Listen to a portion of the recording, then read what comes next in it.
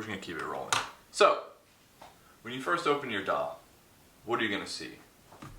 Mine might be a little bit different. I think when you open Ableton for the first time, you're gonna see a MIDI track and an audio track. So that's what we're gonna talk about today, MIDI and audio, the difference between them.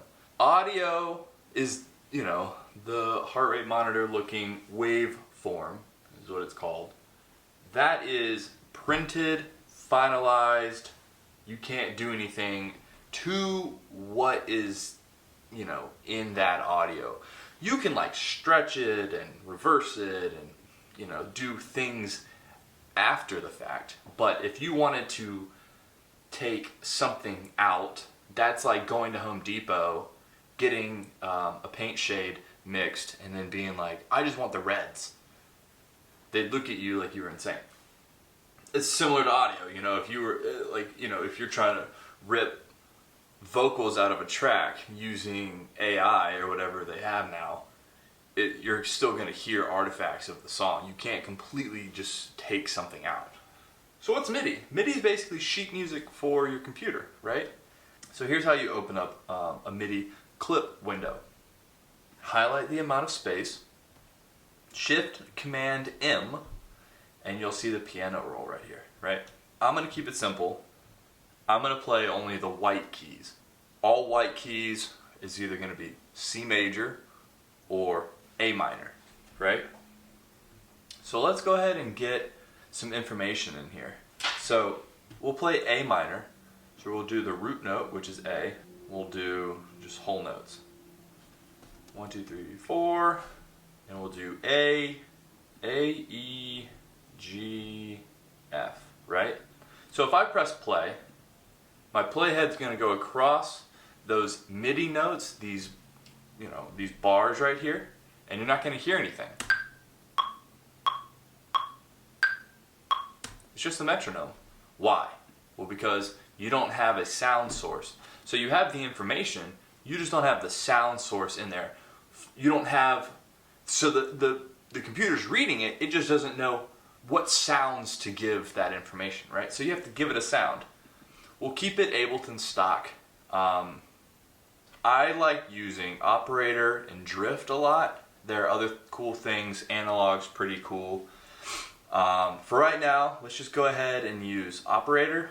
Alright, so we have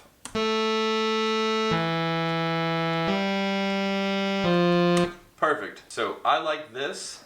I'm going to highlight it and press Command D, and that's going to duplicate what I have. And then if I press Command L, that's going to loop this. So when I get to the end, it just starts right back over. Hotkeys are going to be your best friend when you're starting out. If you can study your hotkeys and commit them to memory, it'll make your workflow go way faster. And creativity is always fleeting, right? Think about how many times you've had an idea and you're like, oh, I gotta jot this down, and then by the time you've, you know, gotten a place to put the idea, you don't remember it. So hotkeys will make things go a lot smoother. So cool, we have some MIDI. For right now, let's just keep it like that. Now audio, I'm gonna go ahead and use, I'm gonna use a drum loop just for simplicity's sake. What you can do is you can come in here and you can preview things, right?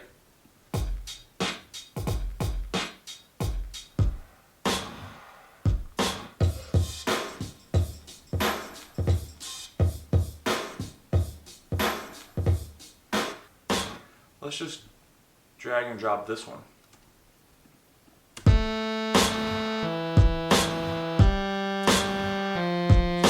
Cool. So I've got some drums on top of a little bit of like a bass line kind of thing going on. Say I wanted to change some notes around. I can come in here and, you know.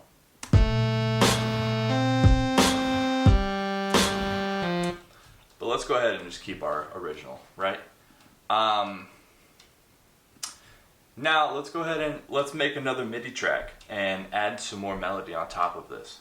So what we do is press Shift Command T, and that's going to give you a new MIDI track. if you just pressed Command T, it's going to give you a new audio track, right? So with this new MIDI track, let's go in here to drift. Let's get a cool drift pluck going. Let's go with that. A trick that really helps me sometimes is if you're trying to figure out how you want the melody to go, press play and sing it or hum it, you know?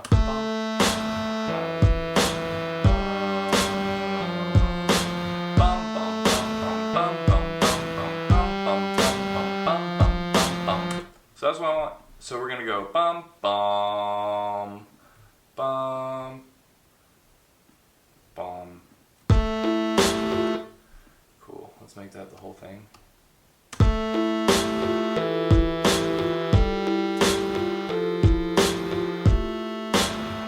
Duplicate it.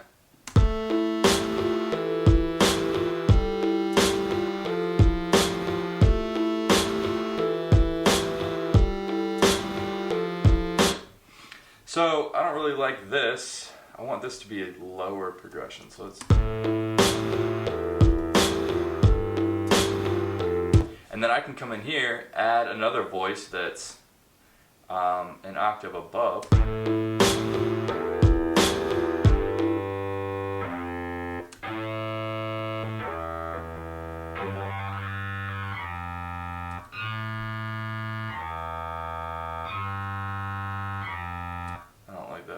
Let's do, oh, it's because it's a...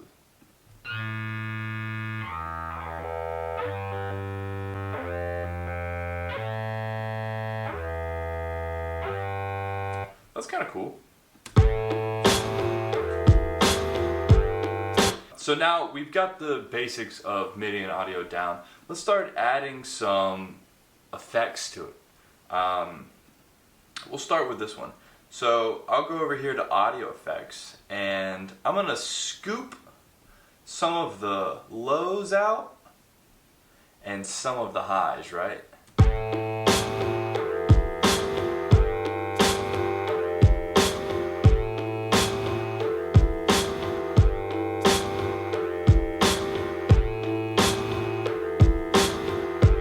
And then I took out a little bit in the middle so that that melody could really get through there. Right? And then maybe I want to add some crunch to it, so I'll...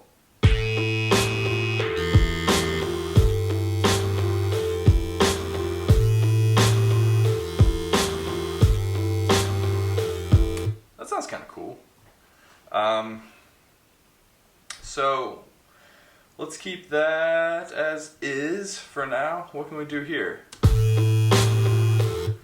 First of all, let's make this the intro, right? So maybe for the intro, see if I Command All and then what that ×2 does is it stretches it twice the tempo of whatever it's playing, right? So it was bum bum bum bum bum. Now it's gonna be bum bum bum bum. Cool. So maybe with this we could add some delay.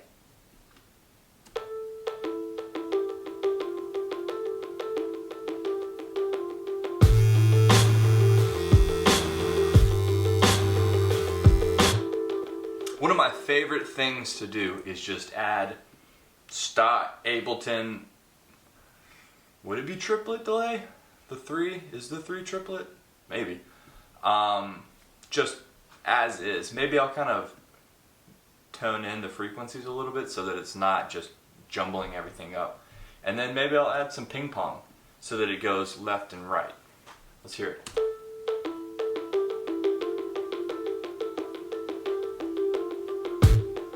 So I want this to stop. There are a few ways I can do this. I want the delay to stop when the beat comes in. So I can either automate or I can just duplicate the track and delete the delay. For simplistic reasons, let's just do that. Don't get into automation yet. So here it is.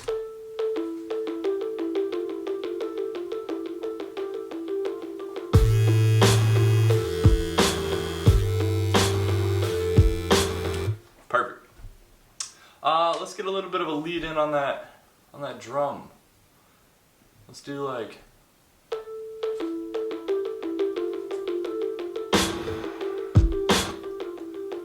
I just want the so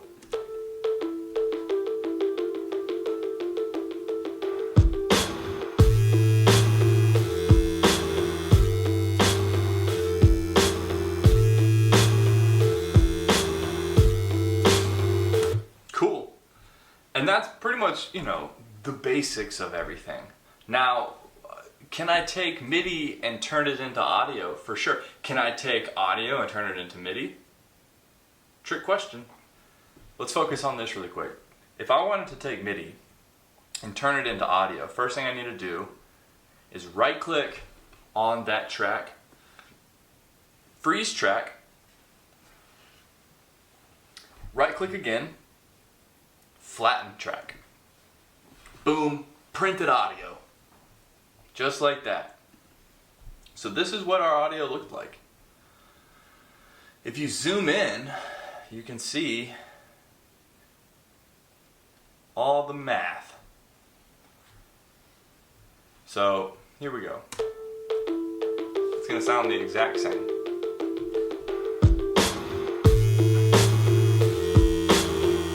And then maybe we want to reverse this one.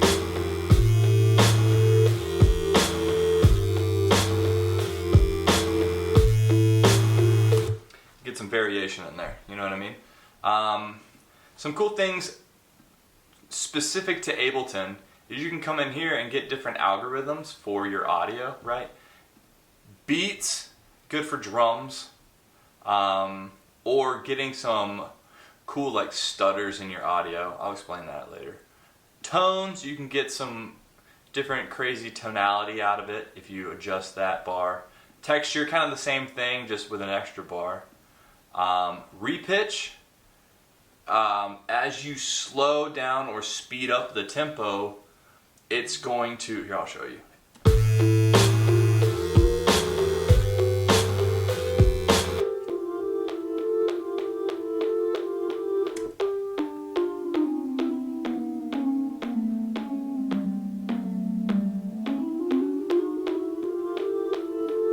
There.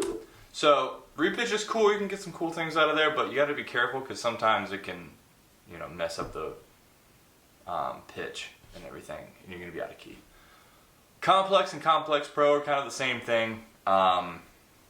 For audio like this, for tonality, I keep it on Complex Pro. Don't worry about formants and envelope or anything like that right now.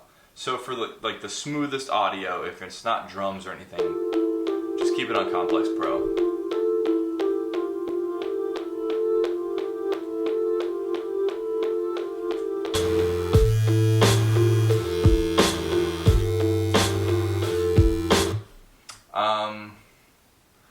Yeah, I mean, that's kind of, you know, that's the basics right there, man. You're cooking. That's it. Let me know what you guys want to see. We'll keep it simple. I'll just keep working with this song and I'll build off of it for the next couple videos. So, thanks.